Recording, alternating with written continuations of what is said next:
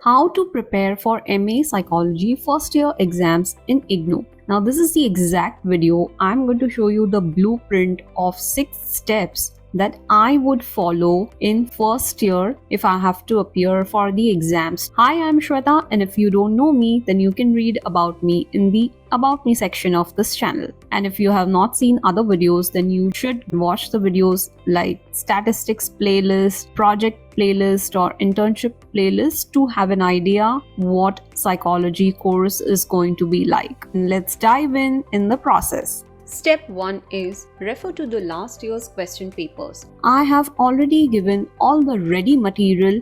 Once you sign up, you will be able to access all this material and download. Now what you need to check in the last year's question papers is which sections have which questions, what is the repeat rate of that question, marks allocated to that question, and time allocated to that question. For example, let's look at this question paper, December 2016. So if you see, section A has this question. It has any two of the following, right? So there are 4 questions, suppose. Then out of 2 hours, you at least need 45 minutes for section A. So you can think about, you do not have more than 20 minutes to write one answer. The question is for 10 marks. The answer should be 450 words each. That means almost 3 pages. Now check all the questions, how many times they are repeated. If the particular question is repeated multiple times, that means the repeat rate is high. That can be the most important question, and you have to thoroughly study it so that you do not miss a chance to score marks on that answer. The second point is set realistic goals. Now if I sit here and say, oh, I can study in 1 month, it's impossible for a vast study like psychology. Hence, you have to set up goals that are achievable. For example, I have to study in 2.5 months or 3 months. So the step number 3 is divide the content. I have to divide the content into paper, units in that particular paper, and each unit should be at least spread a week for study. So 1 unit requires 1 week of study. Considering that time, you can think of studying for at least 6 weeks or 7 weeks before the exam.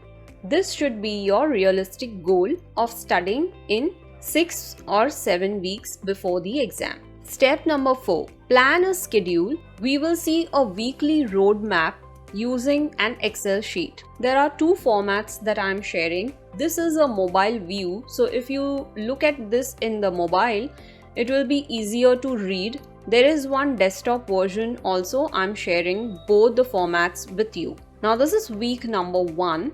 I have spread this week in days, Monday to Sunday, and unit 1 to 4. There are not 5 units in any of the papers. If there are 5 units, then you can mention 5. But in this case, there are only till 4. And I will repeat unit 1, unit 2, unit 3 till Sunday. Now, how I am going to break my day? So on Monday, considering that I am a working professional, I will not be available all the 12 hours of the day. So maximum I can spend about 1 hour 30 minutes in one day from Monday to Friday. So how I'm going to study? 45 minutes I'm going to study, and 15 minutes I'll take break. Then 15 minutes I'll be studying. Now the next 15 minutes is not for theory paper which I was studying. I will study for statistics paper. This is paper 6. Solve a problem of statistics. Not just solve. You do not have to reach till the answer. You can just look at the formula, just study and revise some formula and look at the previous solved answers, or if you can solve within 15 to 20 minutes max, you can consider solving an example. Then you take a break and you continue with your regular work. There is another second option. Either you study at a stretch for 45 minutes or you study for 25 minutes and take a 5-minute break. Now what I'm talking to you is about the Pomodoro technique. Pomodoro technique divides 1 hour into 45 minutes and 15 minutes of break. So 45 minutes is your work and 15 minutes is your break. Or there is another technique Pomodoro uses, that is 30 minutes using 30 and 30 minutes, 25 minutes plus 5 minutes and 25 minutes plus 5 minutes. So those 5 minutes are for break. So I have broken down 45 minutes in 25 minutes and 5 minutes break. Then continued 15 minutes of theory, then 15 minutes of statistics and take a break. 1 hour 13 minutes. Now 1 hour 30 minutes is your regular time, but on the Saturdays and Sundays I have extended it to 3 hours. So 3 hours can be at a stretch, or 3 hours can be broken down into a half day, these many this much and then this much in the second half. So probably you can use a morning 1 hour and then evening 1 hour. You can schedule it according to your time. So this is my way of doing it, but your way could be different. Now this I have planned to cover up the full syllabus in 6 weeks. So we are talking about 6 weeks. Let's look at the full picture of week-wise plan. In week 1, we have to finish paper 1 anyhow.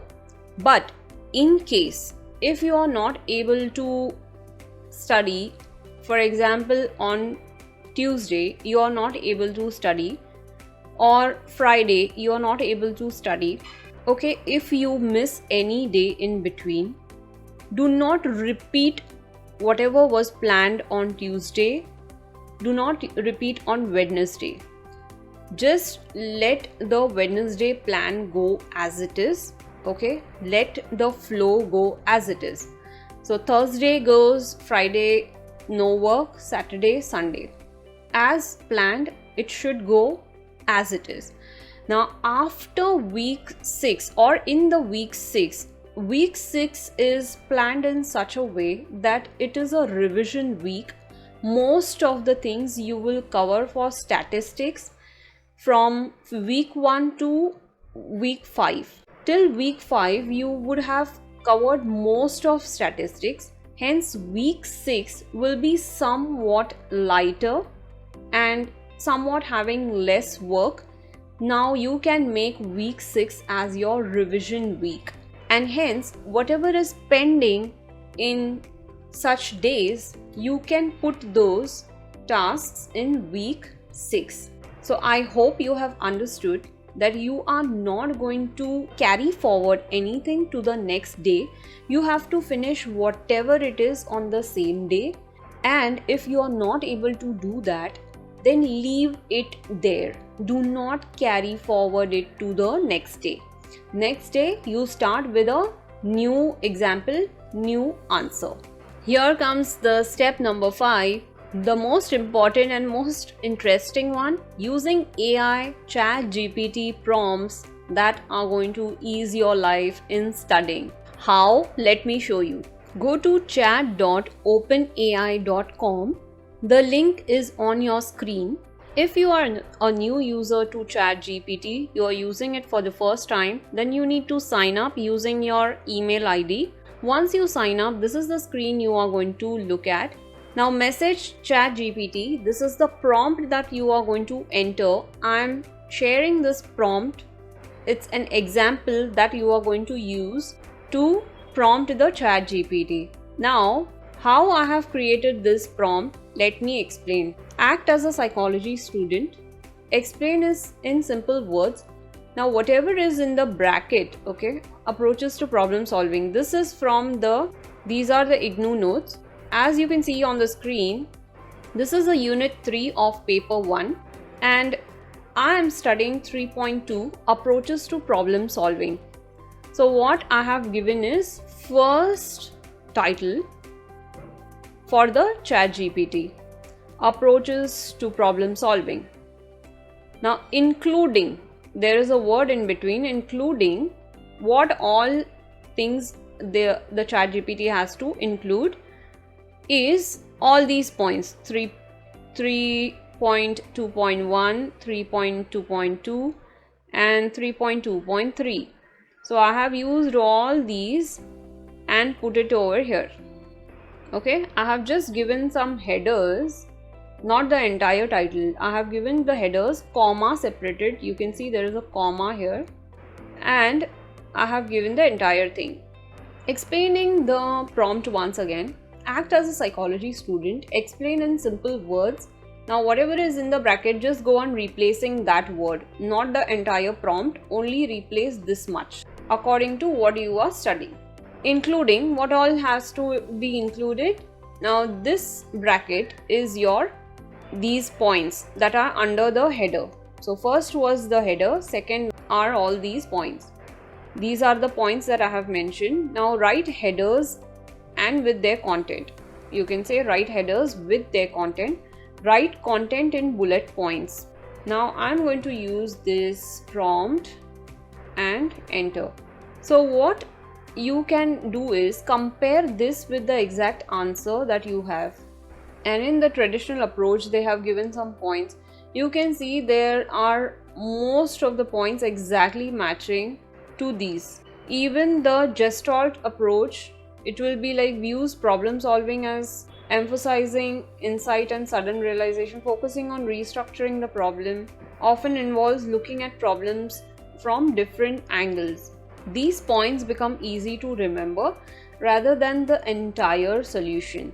You can definitely write from this, but referring to ChatGPT, if you read this and the problem, it will be more simple and you can remember it more accurately rather than this entire thing that is more confusing.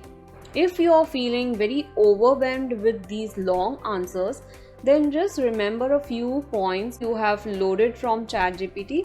Then you can check and compare these points with the answer first and choose whatever is appropriate. So this makes my job easy and it helps me complete the answers quickly rather than looking at this and trying to memorize these answers. This is more beneficial approach and also less time consuming because we are planning to complete in 1 week itself. Once again, thanks to AI that it is making life simple, and I'm sharing the prompt in the description below.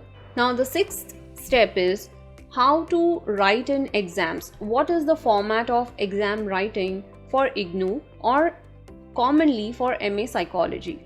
Now the answers should be in paragraph. Here, if you are a technical person and if you know how they are writing answers in technical, then this is not the same. We write very different formats in technical answers, but in the psychology answers, the answer should be in paragraph. You have to describe. So if you see what format they have followed in their content, the similar format you have to write in the answer sheet. Number 2 is flowchart or diagram. If you write a flowchart of the answer, that will be more beneficial, or a diagram related to the answer. For example, this is the diagram. You can draw that diagram wherever it is required. And you can also write a flowchart at the end of your answer. How does a flowchart look like? If this is your main header, how your points are written. Approaches to problem solving, and there are 3 headers under that. And there are again 3 headers. So you can mention it this way. You can mention the answer this way. So there is 1 header here, 1 here, and 1 here. And there are 3 points under that header. So number 1, number 2, and number 3. That's 1, 2, and 3 under this one. So this is the flow chart that you can draw at the end of your answer, so that person is clear that you had a topic and you had subtopics that you have written in your answer. Whatever you can recall it this way. Also, as I mentioned, in the ChatGPT, when you are studying the answer, you can study it in a flowchart style. Instead of just studying the theories like this, you can approach it in a simpler way using a flowchart. Third is example case study. You can also mention a case study along with your answer. I will go to ChatGPT and modify the prompt. I will add a case study that I require along with the answer. Now it has started writing the same content. Now it has given a case study as well. The Tower of Hanoi problem. Classic problem: a player is presented with 3 rods and a number of discs of different sizes. Only one disc can be moved at a time. There are some conditions. A larger disc cannot be placed on top of a smaller disc. Now, application of the approach. So it will go like traditional approach, Gestalt approach, general problem, means ends analysis, and Wickell-Gren's theory. So this is how it will break down and show you, so you remember it very clear and precise what you have to understand in this problem. So you can write this case study at the end of the answer if possible to explain it more wisely. And if you do not remember the entire answer and if you remember the case study really well, then that gives you more marks and possibility to win over the person who's checking the answer, that you have completely understood the approach. That is more than enough to score well in the exams. I know you must be thinking, I just said that you have to skip that day instead of continuing to the next day and the answer is incomplete. So let me tell you, you just found out through the prompt what are the notes for that answer. Now, if you continue doing the same answer on the next day, that means your next day plan will go on the next day. Now, I'll show you what happens when you do this.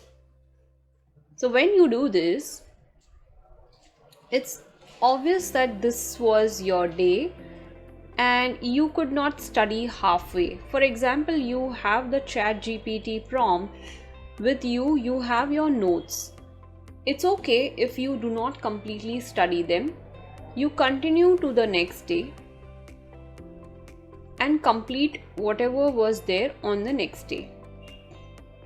But if you choose to continue the next day, the half done work, for example, you have not done this here and you want to continue it the next day.